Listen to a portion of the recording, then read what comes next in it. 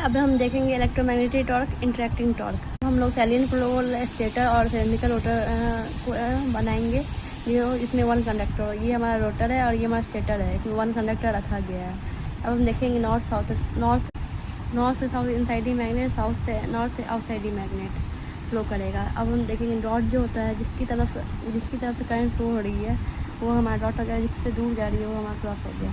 अब हम देखेंगे only stator coil are excited. जब स्टेटर कोयल को जब एक्साइटेड करेंगे तो नॉर्थ से साउथ इनसाइड मैग्नेट और साउथ से north outside the magnet current flow होगा। फिर हम एक एग्ज्यूम करेंगे only current flowing in conductor. जब हम बस रोटर में करंट फ्लो करेंगे तो ये हमारा एंटी क्लॉकवाइज रोटेट करेगा।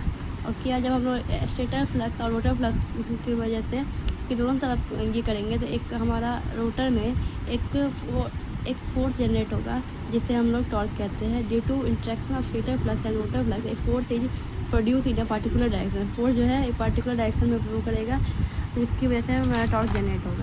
अब हम देखेंगे कि हमारा रोटर है और ये हमारा स्टेटर है। तो अगर हम करंट फ्लो हो रहा है तो वो ऐसे फ्लो करेगा, दोनों साइड हमारा रोटर है।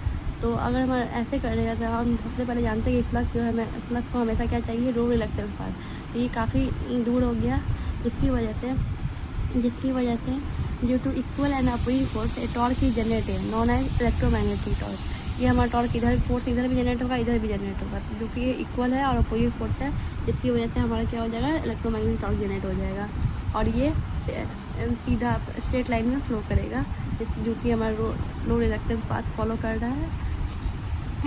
उसके बाद हम देखेंगे ये हमारा डॉट है, क्रॉस से दूर जा रहा है, करंट फ्लो हो रहा है और डॉट की तरफ आ रहा है। तो ये इधर डॉट हो जाएगा, इधर क्रॉस हो जाएगा। उसके बाद ये इसमें देखेंगे कि हमारा करंट अगर इस डायरेक्शन में तो मैग्नेटिक फील्ड एंटी क्लॉकवाइज होगा और करंट अगर डाउनवर्ड डायरेक्शन में है तो हमारा ये राइट हैंड का रूल के हिसाब से करंट क्लॉकवाइज डायरेक्शन में फ्लो होगा। अब हम देखेंगे DC motor direction of force is decided by Fleming left hand rule. हम जैसे कि जानते हैं कि डीसी मोटर में डायरेक्शन ऑफ फोर्स डिसाइडेड होता है फ्लेमिंग लेफ्ट हैंड रूल की वजह से और डीसी जनरेटर में फ्लेमिंग राइट हैंड रूल से। तो हमारा थंब हो गया फोर फिंगर हो गया मैग्नेटिक फील्ड को प्रोड्यूस करता है और हमारा मिडिल फिंगर करंट को फ्लो करता है। तो FBI left hand rule, trick FBI right hand rule, thumb current,